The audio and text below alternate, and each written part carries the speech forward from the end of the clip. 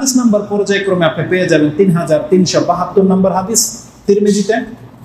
ইবনে মাজাতে হাদিসটা রয়েছে 3828 মানে 3828, এবং দোয়া আত-তাবরানীতে রয়েছে 1 নম্বর হাদিস, যে দোয়া হলো ইবাদত। তাহলে রাসূল সাল্লাল্লাহু আলাইহি ওয়াসাল্লামের স্পষ্ট ভাষা এখানে দোয়া হলো ইবাদত। আরো কিছু হাদিস আছে, বলা হয়েছে আফদালুল ইবাদাতু আদ-দুআ, উত্তম ইবাদত হচ্ছে দোয়া। আশরাফুল ইবাদাতু আদ-দুআ, আকরামু ইবাদাতু আদ-দুআ। এই শব্দগুলো সঠিক না।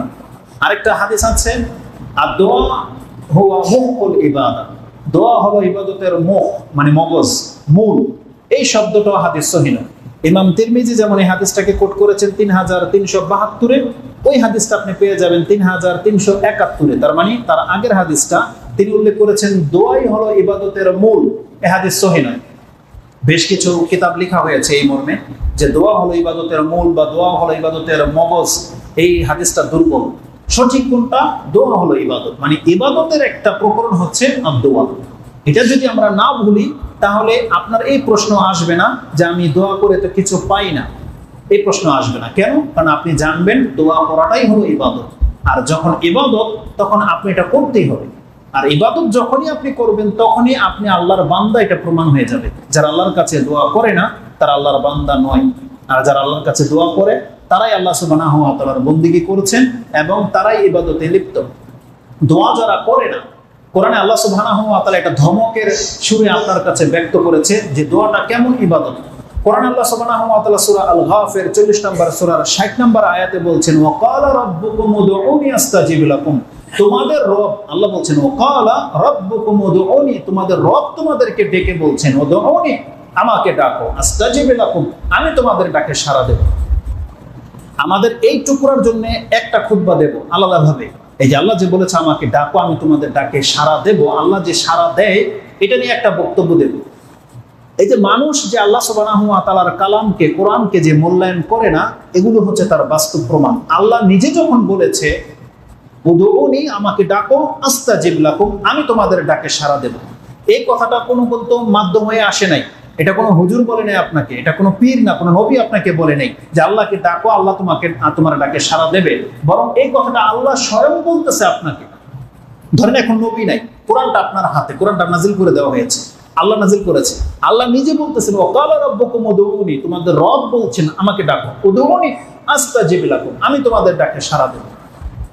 এই আয়াত থাকার পরেও কোন মুসলিমকে এই প্রশ্ন করতে পারে যে আমার দোয়াকে আল্লাহ শুনবে কি শুনবে না? কিভাবে আল্লাহ আমার দোয়া শুনবে? হুজুর আপনি দোয়া করে দেন আপনার মাধ্যমে যাতে আল্লাহ আমার দোয়াটা শুনে। এটা তো কোনো মুসলমান এরকম ধারণাই করতে পারে না। যখন আল্লাহ বলেছেন আমাকে ডাকো, আমি তোমার ডাকে সাড়া দেবো, বিনা কোনো মাধ্যমে কথাটা আপনার কাছে পৌঁছেছে, বিনা কোনো সূত্রে।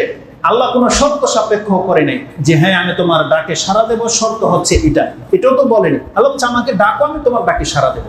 তারপরেও মানুষ কেন আল্লাহ সুবহানাহু ওয়া তাআলাকে ডাকে না? কেন তার এত বিপদ নিয়ে এসে এদিক সেদিক ঘুরপাক খাচ্ছে, অথচ আল্লাহ সুবহানাহু ওয়া তাআলা বলছেন আমাকে ডাকলে আমি তোমার ডাকে সাড়া দেবো? কেন মুসলিমরা আজকে আল্লাহ সুবহানাহু ওয়া তাআলার কাছ থেকে মুখ ফিরিয়ে রেখেছে? তো এটা ভিন্ন একটা টপিকস আলোচনা করবো। তারপরের অংশে দেখেন আল্লাহ বলেছেন আমাকে ডাকো, আমি তোমাদের ডাকে সাড়া দেবো। এটা যে ইবাদত, আল্লাহ বলছেন ইন্নাল্লাযীনা ইস্তাকবিরুনা আন ইবাদাতি। এইখানে আল্লাহ বলে নাই ইন্নাল্লাযীনা লাম ইয়াদউনি, যারা আমাকে ডাকে না তারা। আল্লাহ বলছেন ডাকার চ্যাপ্টারটা আগে চলে গেছে, এখন যারা ডাকে না তাদেরকে আল্লাহ সুবহানাহু ওয়া তাআলা অন্য সেন্সে বলতেছেন ইন্নাল্লাযীনা ইস্তাকবিরুনা আন ইবাদাতি। এখানে এই কথা বলে নাই যে যেই ব্যক্তি আমাকে ডাকা থেকে মুখ ফিরিয়ে নিল, বরং আল্লাহ বলতেছেন যেই ব্যক্তি আমার ইবাদত করা থেকে অহংকার প্রদর্শন করলো। সুবহানাল্লাহ। তার মানে দোয়া এক তো ইবাদত, দ্বিতীয়ত হচ্ছে আল্লাহকে তারাই ডাকে যারা অহংকার মুক্ত। তার মানে যারা আল্লাহকে ডাকে না তারা অহংকারী। প্রত্যেকটা ব্যক্তিকে অহংকারী বলা হয়েছে যাদের অভাব আছে কিন্তু আল্লাহকে ডাকে না। তার মানে একজন ব্যক্তি অহংকার না হলে এটা করতে পারে না। যার মধ্যে অহংকার আছে সেই কেবল তার প্রয়োজন থাকলেও ওই ব্যক্তির কাছে সে যাবে না যার কাছে যাওয়াটা সে ছোট মনে করে। জানোর কাছে গেলে ছোট হয়ে যাব, সে কোনোদিন তার প্রয়োজন থাকলেও ওই ব্যক্তির কাছে যাবে না যে দিতে পারে। অতএব আমরা যখন আল্লাহ সুবহানাহু ওয়া তাআলার কাছে মুখাপেক্ষী, আল্লাহ হচ্ছেন অমুখাপেক্ষী। আমরা যখন অভাবী, আল্লাহ হচ্ছেন গনি। আমরা যখন অসুস্থ, আল্লাহ আমাদেরকে সুস্থ করতে পারে, তাহলে সেই ক্ষেত্রে এগুলোর প্রয়োজন থাকা সত্ত্বেও কেন আমরা আল্লাহকে ডাকি না? আল্লাহ বলছেন এটা সেই ব্যক্তি পারে যেই ব্যক্তি অহংকারী। তাই আল্লাহ বলছেন ইন্নাল্লাযীনা ইস্তাকবিরুনা আন ইবাদাতি সায়াদখুলুনা জাহান্নামা দাখিরিন, যেই ব্যক্তি আমার ইবাদত করতে হবে এই ক্ষেত্রে অহংকার প্রদর্শন করে, আমি ওকে খুব শীঘ্রই জাহান্নামে নিক্ষেপ করব। দাখিল, তার মানে আল্লাহ সুবহানাহু ওয়া তাআলা যারা দোয়া করে না তাদেরকে অহংকারী বলেছেন। আর আল্লাহ বলেছেন এখানে যে আমার ইবাদত করা থেকে সে অহংকার প্রদর্শন করলো। তার মানে আল্লাহ সুবহানাহু ওয়া তাআলা আপনাকে প্রথমেই বলেছে তুমি আমাকে ডাকো, আমি তোমাকে দেব, বা তোমার ডাকে আমি সাড়া দেব। তারপরে বলতেছে আল্লাহ সুবহানাহু ওয়া তাআলা, গ্যারান্টি দেওয়ার পরেও বলতেছে এই কথা যে যেই ব্যক্তি আমার ইবাদত করা থেকে অহংকার প্রদর্শন করবে তাকে আমি জাহান্নামে ফেলে দেব। তার মানে দোয়াটাই হলো ইবাদত। তো দোয়া ইবাদত, এটা আপনার মনে থাকলে ইনশাআল্লাহুল আজিজ আপনি আল্লাহর কাছ থেকে কোনোদিন কিছু পান বা না পান, আপনি দোয়া করা থেকে বিমুখ হবেন না। তবে দোয়ার ক্ষেত্রে আরেকটা সূত্র আপনার মনে থাকলে নিঃসন্দেহে আপনি কোনোদিন দোয়া করা থেকে বিমুখ হবেন না। সেটা কি? দোয়া করলে কবুল তো হয়, কিন্তু তিন ভাবের এক ভাবে হয়। তিনটা ওয়ে আছে। যখন কেউ একটা গুলি ছোড়ে, সে তার টার্গেট হয় পুরো হবে, নাহলে মিস হবে। যে কোনো একটা কিছু ঢিল ছোড়েন বা গুলি ছোড়েন, আপনার একটা হয় লক্ষ্যবস্তুতে লেগে যাবে, নাহলে মিস হবে। কিন্তু দোয়া এমন একটা বিষয়, এটা যখন আপনার মুখ থেকে ছেড়ে দিবেন, এটার যে টার্গেটে আপনি ছেড়েছেন যদি এই টার্গেটে পুরো না হয়, তারা অন্য দিক থেকে দুইটা টার্গেট পুরো হয়ে যাবে। এটা হচ্ছে দোয়া, মিস হবে না। আপনি ঢিল মেরেছেন আম পাড়ার জন্য, আমে লাগেনি, পাতা ঝরেছে বা কিছুই ঝরেনি, চলে গেছে ঢিল। কিন্তু দোয়ার ক্ষেত্রে এটা সেটা হয় না। দোয়ার ক্ষেত্রে আল্লাহ সুবহানাহু ওয়া তাআলা এমন করে দিয়েছে, আপনি যেটাকে টার্গেট করে দোয়া করেছেন আল্লাহ সুবহানাহু ওয়া তাআলা হয় সেটাই কবুল করবে, অথবা এর চেয়ে উত্তম কিছু আল্লাহ আপনাকে দেবে, অথবা আল্লাহ সুবহানাহু ওয়া তাআলা এই যে পেছন দিক থেকে আরেকটা ঢিল আপনার গায়ে লেগে আসতেছিল, অন্যের ঢিল, ওখান থেকে আপনাকে বাঁচিয়ে দেবে। তার মানে ডিফেন্স শুরু, তিনটার একটা হবেই হবে। যখন কোনো বান্দা আল্লাহর কাছে কোনো কথা ছেড়ে দেয়, তাহলে তার তিনটার যে কোনো একটা রূপে আপনি প্রাপ্ত হন। এই হাদিসটা বলবো, এটা মনে থাকলে তার মানে কোনো ব্যক্তি দোয়া করা থেকে বিমুখ হতে পারে। এক, দোয়া হলো ইবাদত, এটা মনে থাকলে সে দোয়া থেকে বিমুখ হবে না। সে কিছু পাক বা না পাক, কিছু প্রতিফল তার হোক বা না হোক, সে অলওয়েজ আল্লাহকে ডাকবে, অলওয়েজ আল্লাহকে দোয়া করবে, কারণ সে হচ্ছে আল্লাহর বান্দা। দোয়া করা মানে আপনার সাথে আপনার রবের সম্পর্ক আছে, এটার প্রমাণ। আর দোয়া না করা মানে আপনার সাথে আপনার রবের কোনো সম্পর্ক নাই। যেমন অমুসলিমদের কোনো মাবুদ নাই, কোনো মানে আশ্রয়স্থল নাই, এই জন্য ওরা কাউকে ডাকে না। কিন্তু আমাদের একটা আশ্রয়স্থল আছে, আমরা যদি ডাকি তাহলে সেটা প্রমাণ হবে, আর না হলে আমরা অমুসলিমদের মতো মালিকহীন, অভিভাবকহীন হয়ে যাবে। আর যেই ব্যক্তি অভিভাবকহীন হয়ে পরকালে উঠবে, সে কিন্তু নাজাত পাবে না, তার উদ্ধার করার মতন কাউকে সে পাবে না। এই জন্য আল্লাহ বলছেন আল্লাহকে অভিভাবক হিসেবে গ্রহণ করো। তার মানে আমাদেরকে আগেই ডাকতে হবে আল্লাহর কাছে। তাহলে দোয়া হচ্ছে ইবাদত, এটা বলেছিলাম। এখান থেকে আরো দুইটা নোক্তা বেরোবে। দোয়া যখন ইবাদত, তখন দোয়া ইবাদত কার জন্য করতে হয়? ইবাদতের মালিককে একমাত্র আল্লাহ। যেমন আপনি সালাত করবেন আল্লাহর জন্য, তখন দোয়াও যখন ইবাদত, তখন আপনার কাছে কোরআন হাদিস এটা দাবি করে দোয়া করতে হবে একমাত্র আল্লাহর কাছে। আপনার যত কামনা আছে, যত প্রয়োজন আছে, এটা একমাত্র আল্লাহর কাছে করতে হবে।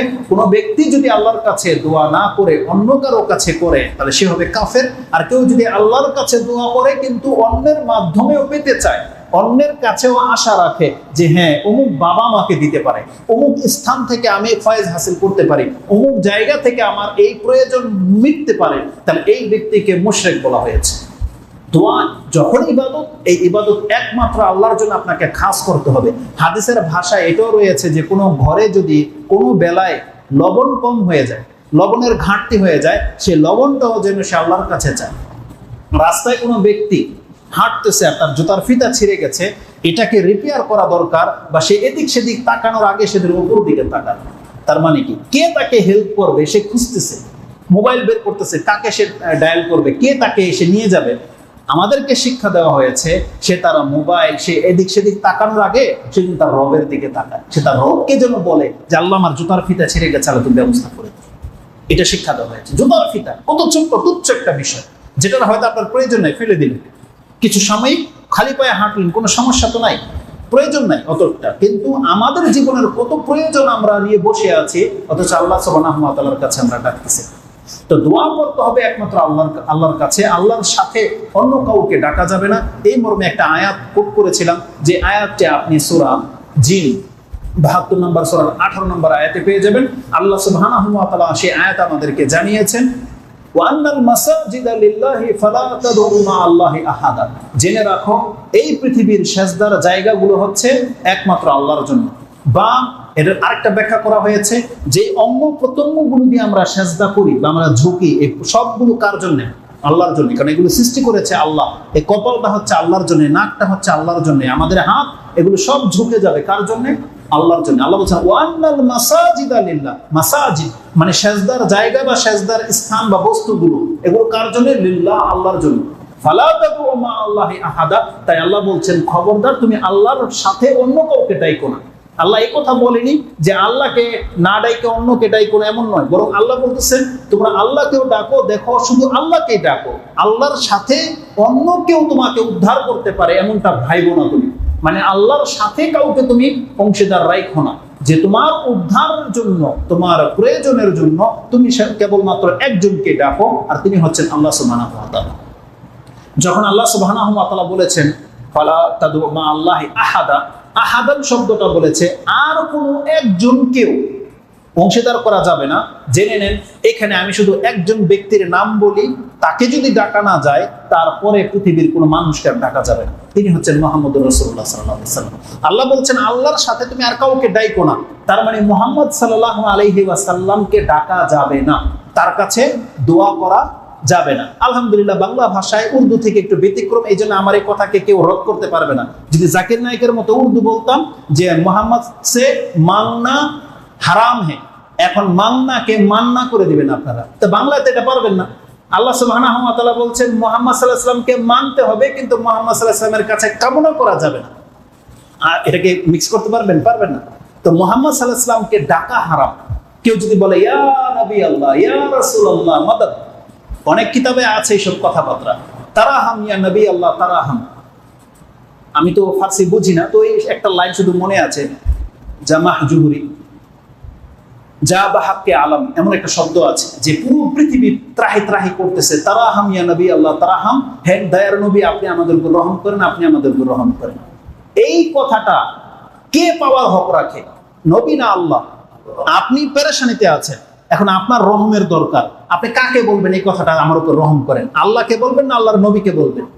আল্লাহকে বলতে। আল্লাহ বলছেন ফালা তাদউ মা আল্লাহি আহাদা, খবরদার আল্লাহর সাথে আর কাউকে ডাইকো না। মুহাম্মদ সাল্লাল্লাহু আলাইহি সাল্লামের যখন নিজের দয়ার প্রয়োজন ছিল, তিনি নিজেই তো আল্লাহকে ডেকেছেন, তিনি আল্লাহকে ডাকেনি? কত ডেকেছে, আল্লাহুম্মা গফিরলি ওয়ারহামনি, এই যে দোয়াগুলো যে আমাদেরকে শিক্ষা দেওয়া হয়েছে নামাজে যে আমরা পড়ি, মুহাম্মদ সাল্লাল্লাহু আলাইহি সাল্লাম কার কাছে বলেছে এই কথা? আল্লাহকে বলেছে। আল্লাহুম্মা গফিরলি, হে আল্লাহ আমাকে ক্ষমা করো, ওয়ারহামনি আমার উপর রহম করো।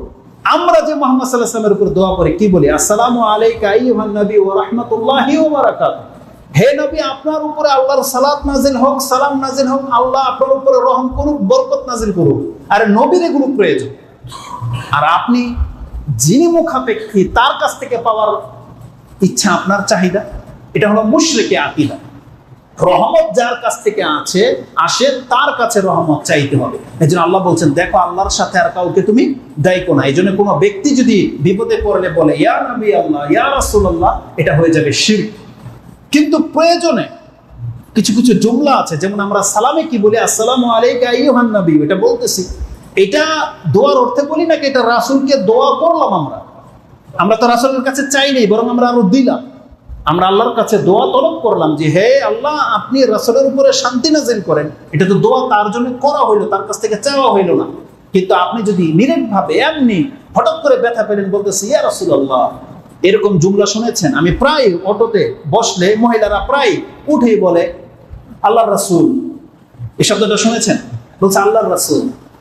ভিক্ষা করতে আসে বা কিছু বলে ইয়া রাসূলুল্লাহ, সুবহানাল্লাহ।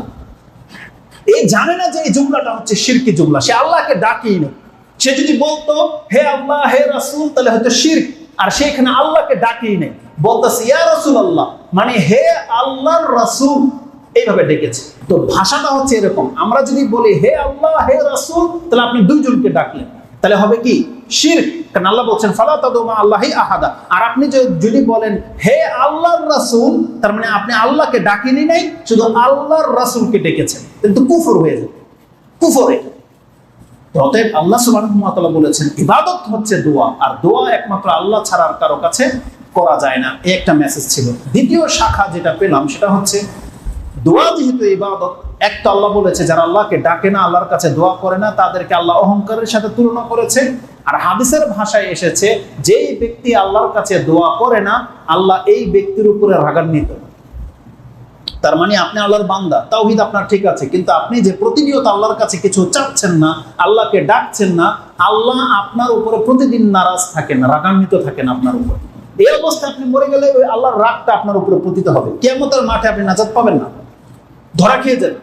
হাদিসের ভাষাটা কি?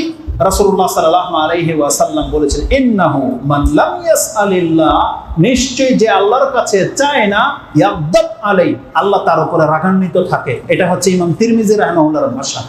ইমাম তিরমিজি রাহিমাহুল্লাহ হাদিসটা কতটা এনেছেন? ওই হাদিসটার পরে এটা, ওটা ছিল 3372, এটা হচ্ছে 3373, 3373 নম্বর হাদিস। ইমাম ইবনে মাজাহ এই হাদিসটাকে আরেকটা ভাষায় এনেছেন, আবু হুরায়রা তার বর্ণনাকে তিনি বলছেন মান লাম ইয়াদুল্লাহ, এখানে ছিল মান লাম ইয়াসআলিল্লাহ, যে আল্লাহর কাছে চায় না। আর ইবনে মাজাহতে হাদিসটা এসেছে মান লাম ইয়াদুল্লাহ, যে আল্লাহকে ডাকে না। তাহলে কি হবে? সুবহানাহু ওয়া তাআলা, যে আল্লাহ সুবহানাহু ওয়া তাআলাকে ডাকে না, গাদিবা আলাই, আল্লাহ তার উপরে অসন্তুষ্ট থাকে।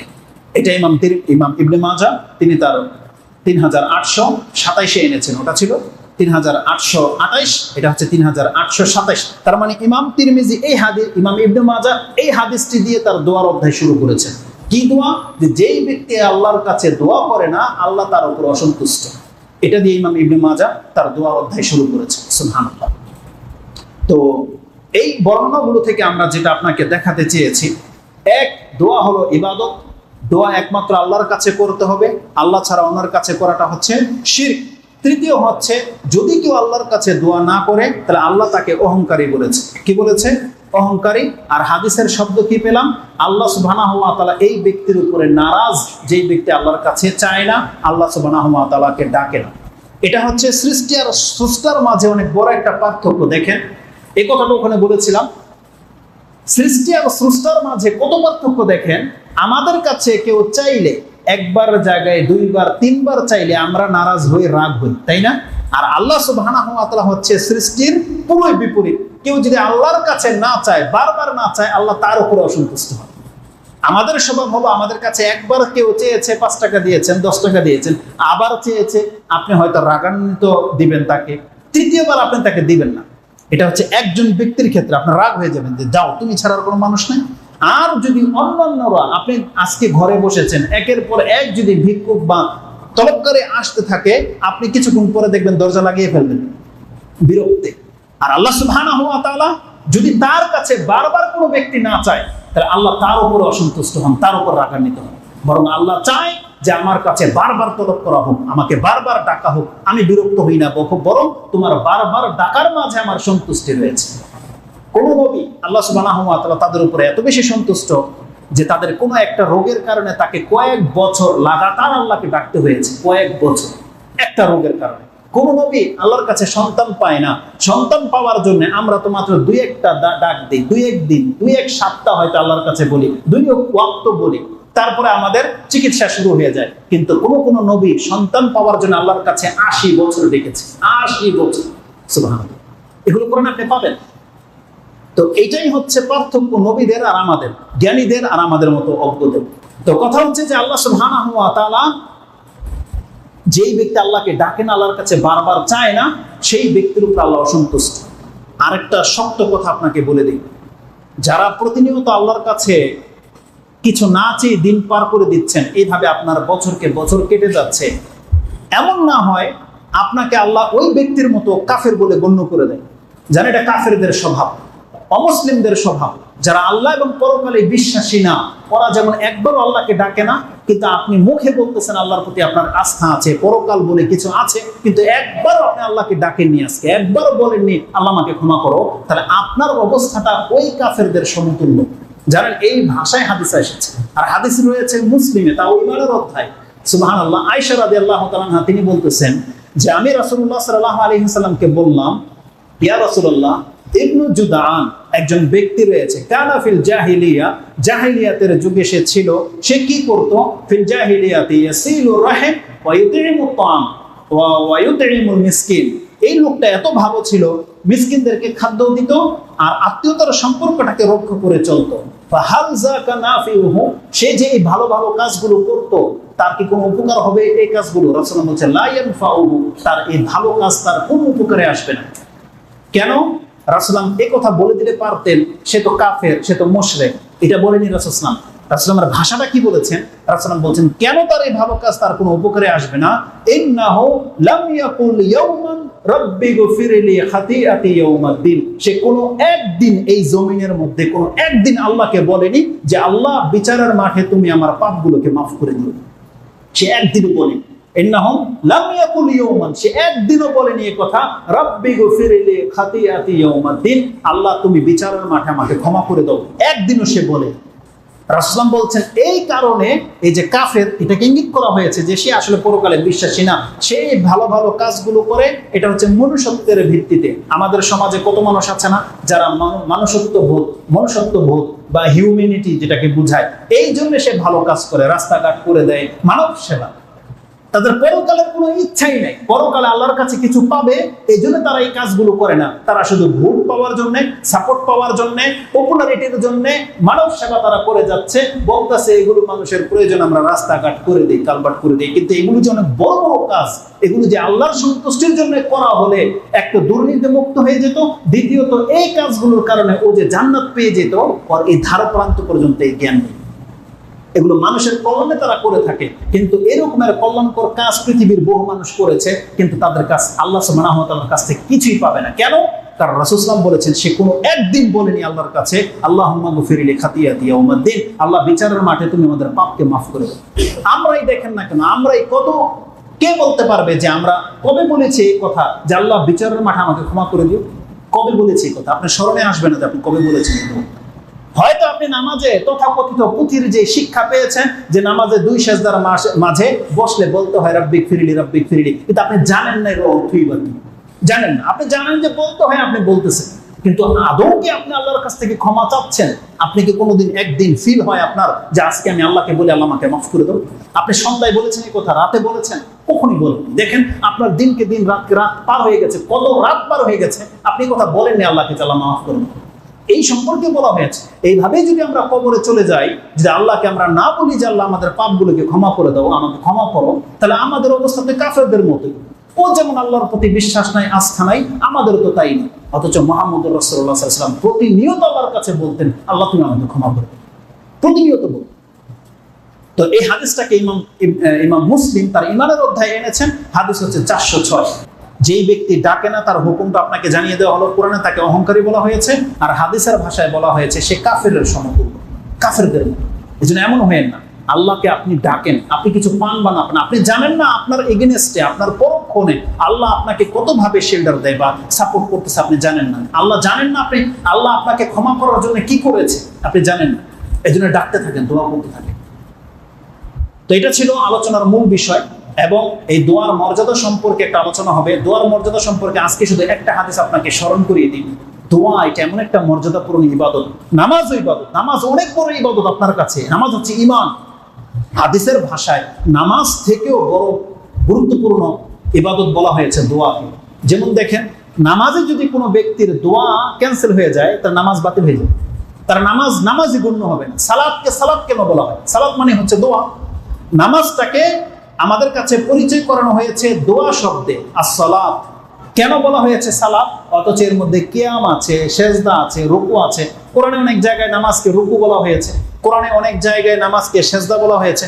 হাদিসের ভাষায় যে কোনো নফল নামাজের মধ্যে দেখবেন সেজদা, সেজদা মানে কিন্তু সালাত। তো নামাজের একটা নাম হচ্ছে রুকু, নামাজের একটা নাম হচ্ছে সিজদা, নামাজের একটা নাম হচ্ছে কিয়াম। এই যে আমরা যে বলি না মান কামা রামাদানান ঈমানান ওয়া ইহতিসাবান, আপনি কেমনে বুঝলেন এখানে কিয়াম মানে নামাজকে উদ্দেশ্য করা হয়েছে? যেই ব্যক্তি রমজান মাসের কিয়াম করবে, কিয়াম মানে কি? দাঁড়িয়ে থাকা নাকি নামাজ? নামাজ, এটা আপনি বুঝেন। তা নামাজের একটা নাম হচ্ছে কিয়াম। কেন? কারণ নামাজে কিয়াম আছে। নামাজের একটা নাম হচ্ছে রুকু। আল্লাহ বলছে ওয়ারকাউ মা'আর রাকিন, তুমি রুকুকারীদের সাথে রুকু করো। তার মানে কাদের সাথে কি বলতে বলা হয়েছে? নামাজীদের সাথে নামাজ পড়ো বলা হয়েছে। আল্লাহ বলছেন ওয়াইযা কিলা লাহুম রুকাউ লা ইয়ারকাউন, তাদেরকে বলা হয় রুকু করো, তারা রুকু করে না। এর মানে কি? তার মানে তাদেরকে নামাজ পড়তে বলা হয়, তারা নামাজ পড়ে না। তারপর আল্লাহ সুবহানাহু ওয়া তাআলা সিজদা বলেছে। তেমনি এগুলো দিয়ে আমাদের কাছে জাস্ট পরিচয় করিয়ে দেওয়া হয়েছে, কিন্তু নামাজকে আমাদের কাছে দোয়া দিয়ে ডাকা হয়েছে। ইযা নুদিয়া লিস-সালাতি ইয়াউমিল জুমআ, যখন জুমার দিনের দোয়ার জন্য তোমাকে ডাকা হবে। এই সালাত মানে কি? নামাজ। যখন তোমাকে নামাজের জন্য ডাকা হবে, আল্লাহ শব্দটা কি ব্যবহার করেছে? as-সালাত। তার মানে সালাত মানেই হচ্ছে দোয়া, আর নামাজটাকে দোয়া বলে আল্লাহ সুবহানাহু ওয়া তাআলা আমাদের কাছে পরিচয় করিয়ে দেওয়া হয়েছে। নামাজকে আমরা নামাজ হিসাবে তো জানি, কিন্তু দেখেন কেন আল্লাহ সালাত বলেছে? কারণ আপাত মস্তক আল্লাহু আকবার থেকে নিয়ে সালাম ফিরা পর্যন্ত দোয়া আর দোয়া। দোয়া যদি আপনি বের করে দেন নামাজ থেকে, নামাজই থাকবে না। একটা লোক যদি শুধু আল্লাহু আকবার বলে চুপ করে দাঁড়িয়ে থাকে, নামাজই হবে না। সর্বপ্রথম দোয়াই হচ্ছে রুকু। সেটা কি? সূরা ফাতিহা। এটা কি দোয়া নয়? সূরা ফাতিহাটাই তো দোয়া। তারপরে রুকুতে দোয়া, সিজদাতে দোয়া, দাঁড়াতে দোয়া, বসতে দোয়া, বৈঠকে দোয়া, সালাম ফিরানো পর্যন্ত দোয়া, সবটাই দোয়া। এই জন্য নামাজকে নামাজ বলা হয়, মানে এটা সালাত বলা হয়। সালাত মানে হচ্ছে দোয়া। তো দোয়া হচ্ছে সব থেকে মর্যাদাপূর্ণ ইবাদত আল্লাহর কাছে, সব থেকে মর্যাদাপূর্ণ। তাওয়াফ করতে স্যার কেউ যে আল্লাহর কাছে দোয়া না করে, তাওয়াফই থেকে যাবে, কোনো মূল্য রাখে না। একজন ব্যক্তি কোরআন পড়তে স্যার আল্লাহর কাছে যদি কিছু না চাওয়ার আশায় পড়ে, এটা জাস্ট পড়া, এটা কিতাব পড়ার মতো হয়ে যাবে। সবকিছুর মূল্য আল্লাহর কাছে চাওয়া পাওয়ার ব্যাপার থাকবে। এটা হচ্ছে দোয়া। রাসূল সাল্লাল্লাহু আলাইহি হাদিসের ভাষা কি? যেই শব্দটা দোয়ার ক্ষেত্রে ব্যবহার করা হয়েছে, অন্য কোনো ইবাদতের ক্ষেত্রে ব্যবহার করা হয়নি। রাসূলুল্লাহ সাল্লাল্লাহু আলাইহি ওয়াসাল্লাম থেকে আবু হুরায়রা তিনি বর্ণনাকারী, তিনি বলছেন আনিন নবী সাল্লাল্লাহু আলাইহি ওয়াসাল্লাম ক্বালা লাইসা শাইউন আকরামা আলাল্লাহি সুবহানাহু ওয়া তাআলা মিনাদ দুআ। আল্লাহর কাছে মর্যাদাপূর্ণ কোনো ইবাদত নাই দোয়াবিহীন। দোয়ার মতো আর কোনো ইবাদত আল্লাহর কাছে এতটা সম্মানিত নয়। ইমাম ইবনে মাজাহ এই হাদিসটি তার প্রথম একেবারে শুরুতের দিকে এনেছেন, 2 নম্বর হাদিস এটা। আর ইমাম তিরমিজি রাহিমাহুল্লাহ এই হাদিসটা দিয়ে তার দোয়ার অধ্যায় শুরু করেছেন। লাইসা শাইউন আকরামা আলাল্লাহি তাআলা মিনাদ দুআ। আল্লাহর কাছে দোয়ার চেয়ে মর্যাদাপূর্ণ আর কোনো ইবাদত নাই। সুবহানাল্লাহ। দোয়া হচ্ছে সবথেকে মর্যাদাপূর্ণ ইবাদত। এটা হচ্ছে দোয়ার বৈশিষ্ট্যের সবথেকে বড় হাদিস। দোয়ার মর্যাদার ক্ষেত্রে এর চেয়ে বড় কথা কোরআন হাদিস আর কিছুই আসে। আরেকটা হাদিস এসেছে দোয়ার মর্যাদা কি? রাসূলুল্লাহ সাল্লাল্লাহু আলাইহি ওয়াসাল্লাম বলছেন, যেই ব্যক্তি দোয়া করে আপনি জেনে নেন আপনার মর্যাদা কি হয়ে যায়।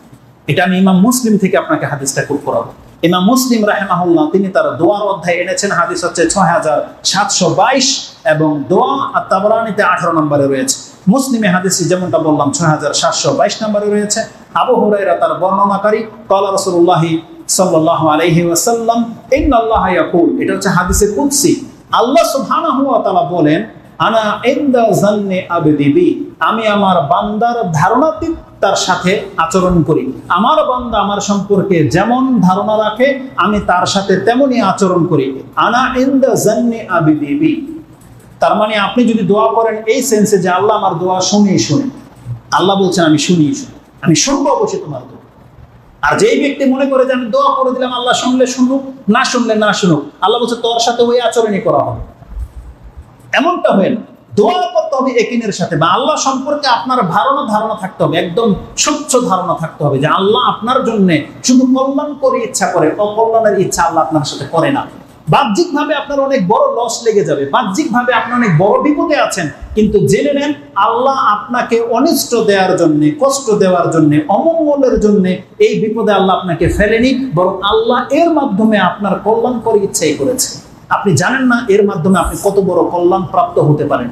এই করোনা যে রোগটা এখন পুরো পৃথিবীতে ছড়িয়ে গেছে, আমরা মুসলিমরা এখন পর্যন্ত বুঝতে পারিনি যে এর কল্যাণটা কি, কিন্তু আমাদের ঈমান থাকতে হবে যে এর মধ্যে আমাদের মুসলিমদের কল্যাণই রয়েছে, অকল্যাণ নেই।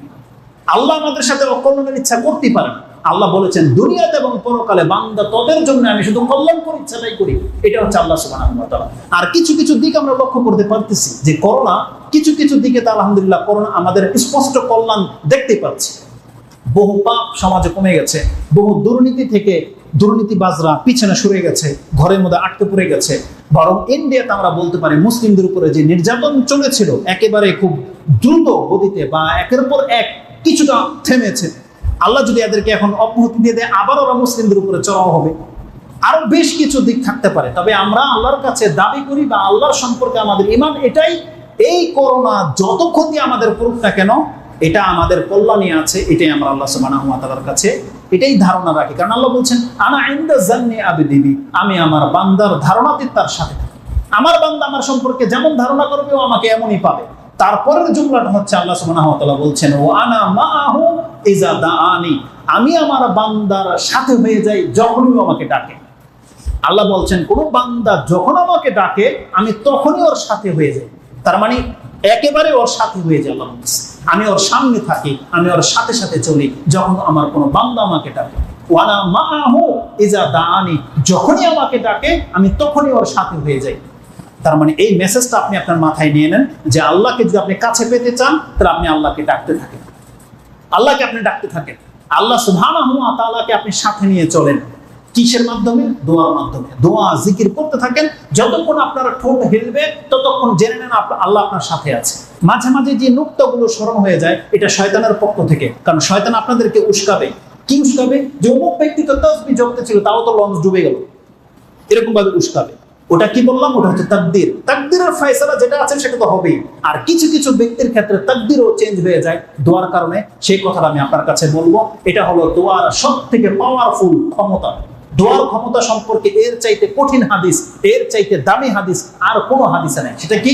রাসূলুল্লাহ সাল্লাল্লাহু আলাইহি সাল্লাম বলছেন মানুষের তাকদীরে যে কথাগুলো লেখা আছে, সে কত টাকার মালিক হবে, কতটা সুস্থ থাকবে, কতদিন বাঁচবে, কিভাবে বাঁচবে, কতটা কালে পৃথিবীতে থাকবে, এটা সবকিছু লেখা আছে।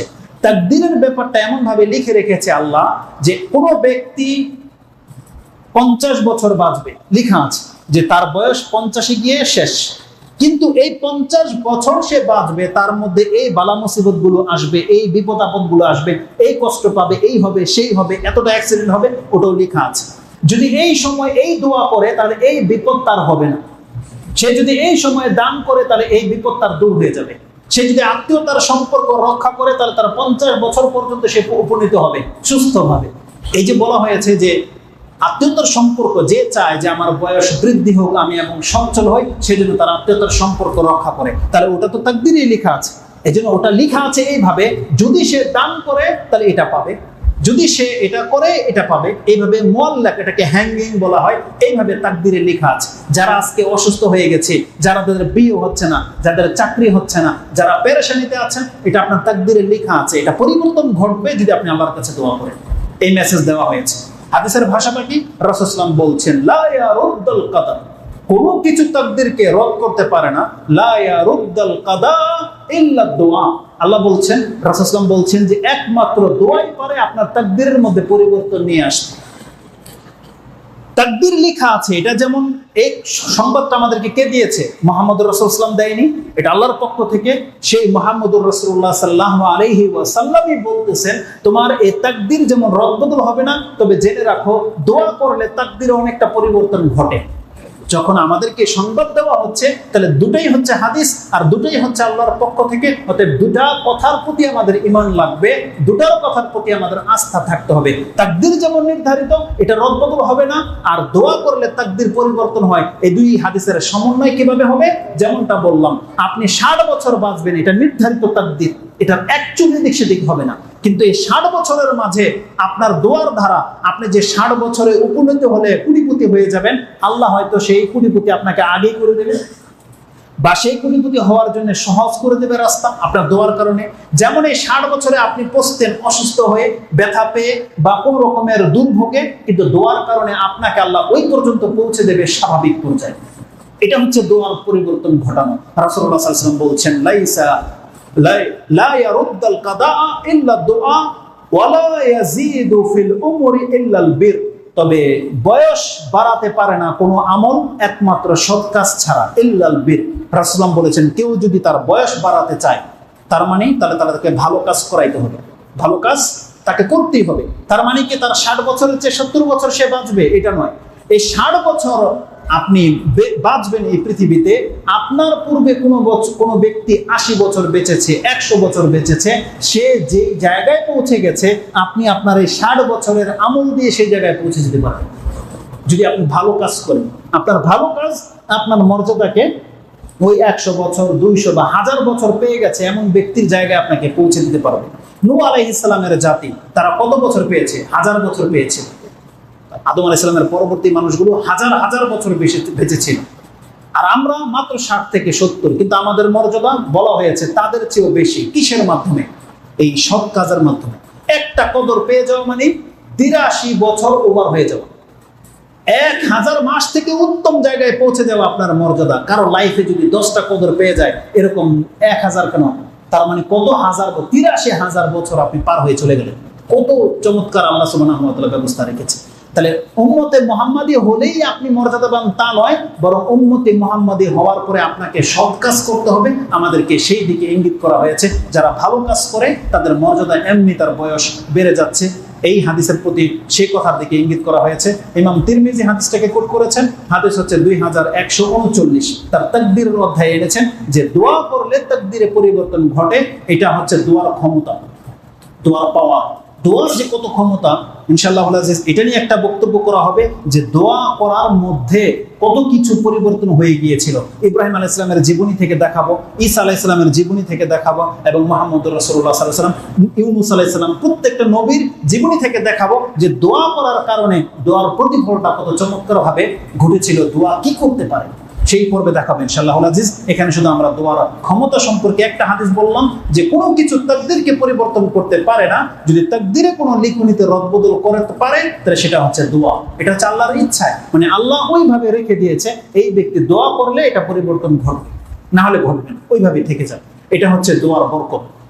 দোয়ার প্রতিফল কিভাবে ঘটবে এটা আমরা দ্বিতীয় খুতবায় একটা হাদিস শুধু উল্লেখ করব ইনশাআল্লাহ আজিজ, তারপর আমরা আমাদের খুতবা শেষ করে দেব।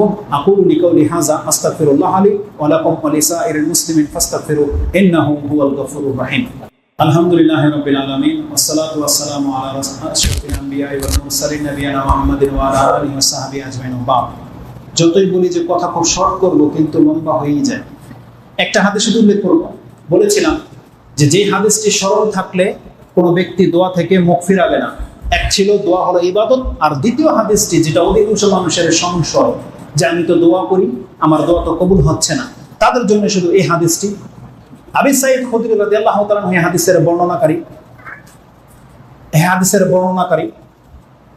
আন্না নবী সাল্লাল্লাহু আলাইহি ওয়াসাল্লাম ক্বালা মা মিন মুসলিমিন ইয়াদুল্লাহ বিদাওয়াতিন লাইসা ফীহি ইসমুন ওয়ালা কাতিআতু রাহমিন ইল্লা আতাহু আল্লাহু বিহা ইহদা সালাস।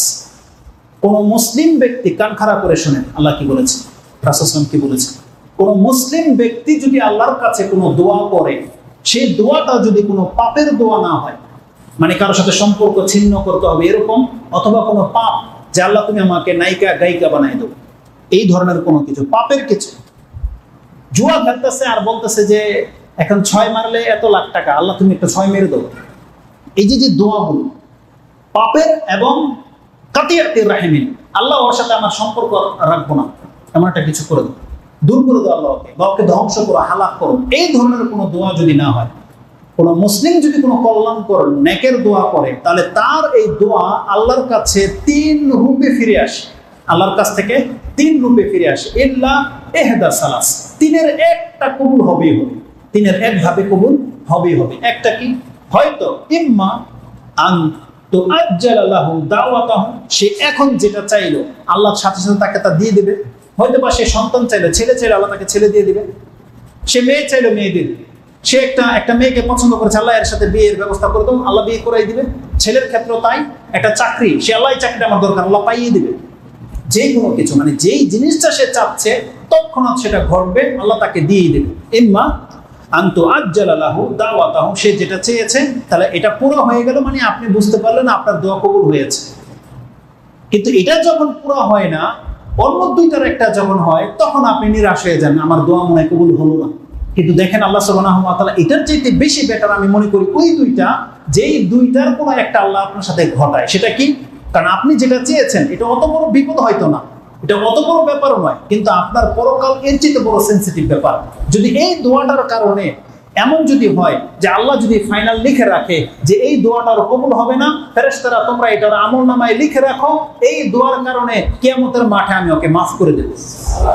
যদি আল্লাহ এটা লিখে রাখে, আপনি বলেন তো, আপনি 1000 বার বলবেন এই দুনিয়াতে, আল্লাহ তুমি আমার দোয়া কবুল করো, আল্লাহ ওই দিনের জন্য রেখে দাও, তখন এটাই বলবে সুবহানাল্লাহ।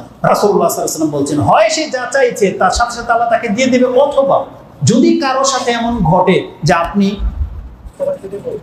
দোতলায় নামাজের ব্যবস্থা আছে, দোতলায় চলে যান।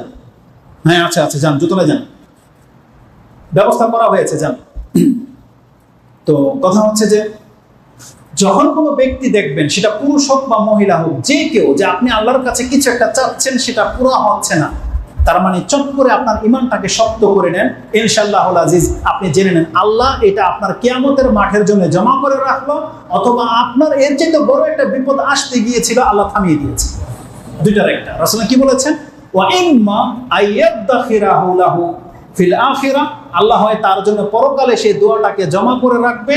ওয়া ইম্মা আইয়াসরিফা আনহু মিনাস সুই মিসলা, একটা বর্ণনায় মিসলা শব্দটা নাই, বলছে এটা দুর্বল, তার মানে তার সমপরিমাণ বিপদ দূর করে দেবে। ওই সমপরিমাণ কথাটা আমরা ছেড়ে দেই, বরং আছে ওয়া ইম্মা আইয়াসরিফা আনহু মিনাস সু, তার থেকে একটা খারাপকে আল্লাহ দূর করে দেবে। তার মানে যে দোয়াটা আপনি করলেন আর এটা কবুল হচ্ছে না মনে হচ্ছে, আপনি আল্লাহর কাছে ছেলে সন্তান চেয়েছেন, ছেলে হইল না মেয়ে হইল, আপনি কি মনে করবেন? আলহামদুলিল্লাহ বলবেন। কেন? আপনি যেটা চেয়েছেন এটা আপনার জন্য অকল্যাণকর হতো, বরং ওই দোয়াটাকে আল্লাহ রিজার্ভ করে রেখে দিয়েছে পরকালের জন্য। অথবা যে বিপদ আসতেছিল এই ছেলের মাধ্যমে আল্লাহ আপনাকে সেই বিপদ থেকে মুক্ত করে দিয়েছে। মরিয়ম আলাইহিস সালামের মা কিন্তু আল্লাহর কাছে ছেলেই চেয়েছিল, কিন্তু আল্লাহ তাকে মেয়ে দিয়েছে, এবং আল্লাহ সুবহানাহু ওয়া তাআলা বলেছে লাইসা যাকারু কাল উনসা, এই মেয়ের মতো অন্য ছেলে হবে না তোমার। তার মানে এত মর্যাদাপূর্ণ। আল্লাহ তো নির্ধারণ করে রেখেছে যে মরিয়ম হবে, তার পেট থেকে ঈসা জন্মাবে, কিন্তু কোনো ছেলে হলে এটা হয়তো, ছেলের পেট থেকে বাচ্চা হয় না, কিন্তু আল্লাহ তাকে ঈসা আলাইহিস সালাম দিতে চেয়েছিলেন, তাই তার ঘরে মরিয়ম জন্মিয়েছে, আর মরিয়ম আলাইহিস সালামের ঘরে ঈসা আলাইহিস সালামের জন্ম হয়েছে। সুবহানাল্লাহ। এইজন্য সুদূর প্রসারী চিন্তা করেন আল্লাহ, আপনার আমার মতো সংকীর্ণ চিন্তার মধ্যে থেকে যেন না। এই জন্য যার যেটা আপনি চাচ্ছেন এটা যদি পুরো না হয়, আজকের হাদিস থেকে আপনি মনে রাখেন এটা হয় আল্লাহ আপনার জন্য পরকালে জমা করে রেখেছে, অথবা একটা বড় ধরনের বিপদ আসার ছিল, সেই বিপদটা আপনার কাছ থেকে আল্লাহ দূর করে দিয়েছে। যারা হয়তো করোনা থেকে বেঁচে আছেন, হয়তো কোনো না কোনো দোয়ার কারণে, হতে পারে না এটা অসম্ভবের কিছুই না। এজন্য প্রতিনিয়ত আল্লাহ সুবহানাহু ওয়া তাআলার কাছে আমাদেরকে দোয়া করতে হবে। আল্লাহ সুবহানাহু ওয়া তাআলা হয় সেটা পরকালে জমা রাখবে, অথবা আপনার দুনিয়া থেকে কোন একটা বিপদ থেকে আপনার কাছ থেকে উঠিয়ে দেবে। সাহাবীরা প্রশ্ন করতেছেন, ইয়া রাসূলুল্লাহ ফা ইযান নুকসির, তাহলে তো আমরা আল্লাহর কাছে অধিক দোয়া করব, যাতে করে আমাদের অধিক দোয়া জমা থাকে আর অধিক বিপদ থেকে মুক্ত হয়ে যায়। রাসূল সাল্লাল্লাহু আলাইহি ওয়াসাল্লাম বলছেন আল্লাহু আকসারু, আল্লাহ তার চেয়ে বেশি দিতে সক্ষম। তার মানে তোমরা দোয়া করে আল্লাহকে অপারক করতে পারবে না, তোমরা দোয়া করতে থাকো, এটা তোমাদের জন্য কল্যাণ বয়ে আনবে, এছাড়া অকল্যাণ কিছুই হবে না। মানে দোয়াতে কল্যাণে কল্যাণ, তিনটার একটা বেনিফিট আপনার হবেই হবে। আল্লাহ সুবহানাহু ওয়া তাআলা আমাদেরকে দোয়া করার তৌফিক দান করুন। এই হাদিসটাকে মুসাদে আহমদ 11133 মানে 11133 এবং দোয়া ও তাবারানী 35 এবং সহিহ তারগিব ও তারহিবের মধ্যে 1633 হাদিসটা রয়েছে। সর্বশেষ একটা হাদিস রিলেটেড বুখারী থেকে একটা হাদিস করে উল্লেখ করে দেই, এটা আপনার প্রশান্তির জন্য। এই হাদিস থেকে আমরা পরবর্তী খুতবায় উল্লেখ করব। সেটা কি? যারা বলে যে আমরা আল্লাহর কাছে দোয়া করি, আল্লাহ তো দোয়া শুনলো না, এটা হচ্ছে তাড়াহুড়া করা। এই তাড়াহুড়াকারীর দোয়া আল্লাহ কবুল করে না। রাসূলুল্লাহ সাল্লাল্লাহু আলাইহি ওয়াসাল্লাম বলছেন, ইস্তাজাবু লি আহাদিকুম, আল্লাহ তোমাদের প্রত্যেকটা ব্যক্তির দোয়া কবুল করবে, তবে মা লাম ইয়াজাল, যেই ব্যক্তি তাড়াহুড়া করে তার দোয়া কবুল করা হয় না। তারা জিজ্ঞাসা করা হয়েছে, ইয়া রাসূলুল্লাহ তাড়াহুড়া কি? তখন রাসূল বলছেন, একজন ব্যক্তি আল্লাহর কাছে দোয়া করে, কালু দাউতু রাব্বি, আমি আমার রবকে ডেকেছি, ফালাম ইস্তাজাবলি, কিন্তু আল্লাহ তো আমার ডাকে সাড়া দিল না। এই কথা যে বলে, এই কথা বলে যে দোয়া করা ছেড়ে দেয়, জেনে নেন এর দোয়া কবুল হবে না, তিনটার একটাও হবে না। তার দোয়া তিনটার একটাও হবে না, আল্লাহ জমা করে রাখবে না, তাকে বিপদ থেকেও বাঁচাবে না, আর তার সেটা যেটা চাচ্ছে এটাও হবে না। আর যদি আইয়ুব আলাইহিস সালামের অসুস্থ হয়েছিল, আমাদের অসুস্থতা হয় 1 ঘন্টা 2 ঘন্টা বা 1 দিনের জন্য, মাথা ব্যথা যদি আমাদের 1 দিনের 1 ঘন্টা কারো থাকে, সেটা আল্লাহকে গালি দিয়ে ফেলবে, এমন অবস্থা আমাদের। আর তার কয়েক বছর নাকি অসুস্থতায় তিনি ভুগেছিলেন, কঠিন ব্যাধিতে, কিন্তু সে আল্লাহর পক্ষ থেকে মুখ ফিরিয়ে নেয়নি। তিনি বারবার বলেছেন, রাব্বি আন্নী মাসানিয়া দুর ওয়া আনতা আরহামুর রাহিমিন, আল্লাহ অনিষ্ট আমাকে স্পর্শ করেছে, আর আল্লাহ তুমি হচ্ছ আরহামুর রাহিমিন, যত রহমকারী আছে সবথেকে বেশি রহমকারী আল্লাহ তুমি। কোনো কমপ্লেইন নাই। আর আজকে আমাদের অবস্থা, একদিন অসুস্থ থাকলে আল্লাহ সুবহানাহু ওয়া তাআলাকে একেবারে উদ্ধার করে আমরা ছেড়ে দিই। এটা হচ্ছে আমাদের চরিত্র। আমরা আসলে মুসলিম হইতে পারি না। আমাদেরকে আল্লাহ সুবহানাহু ওয়া তাআলার ফয়সালার প্রতি সন্তুষ্ট হতে হবে, আল্লাহকে ডাকতে হবে। রাসূল সাল্লাল্লাহু আলাইহি ওয়াসাল্লাম বলছেন প্রত্যেকটা ব্যক্তির দোয়া কবুল হয় যদি সে তাড়াহুড়া না করে। তাড়াহুড়া কি? ওই যে বলে দেওয়া, আমি তো আল্লাহকে ডেকেছিলাম, আল্লাহ তো আমার ডাকে সাড়া দেয়নি, এটা বলাটা হচ্ছে তাড়াহুড়া। এই কথা আপনি বলবেন না। আপনি দোয়া করে রেখে দেন, আপনি জেনে নেন তিনটার একটা কবুল হয়ে গেছে। হয় আপনি সেটা পেয়ে যাবেন, অথবা আপনার বিপদ দূর হয়ে যাবে, অথবা কাল কিয়ামতের মাঠে আপনার ডান দিকে সেই দোয়াগুলোকে আপনি মওজুদ পাবেন, যে এত নেকি আপনার জমা হয়ে গেছে শুধু আপনার দোয়া করার কারণে। ইমাম বুখারী রাহিমাহুল্লাহ হাদিসটাকে কোট করেছেন, হাদিস 6340 6340 নম্বরে হাদিসটা আপনি পেয়ে যাবেন। তো দোয়া সম্পর্কে এই ছিল আজকে আমাদের বক্তব্য, যে দোয়া হলো ইবাদত। আপনি কিছু পান বা না পান, দেখেন আল্লাহর কাছে আপনি দোয়া করতে থাকেন প্রতিনিয়ত। যারা দোয়া করে না তাদেরকে আল্লাহ অহংকারী বলেছে, আর যারা দোয়া করে তাদেরকে আল্লাহর বান্দা হিসেবে আল্লাহ গ্রহণ করেছে এবং তাদের উপর আল্লাহ সন্তুষ্ট।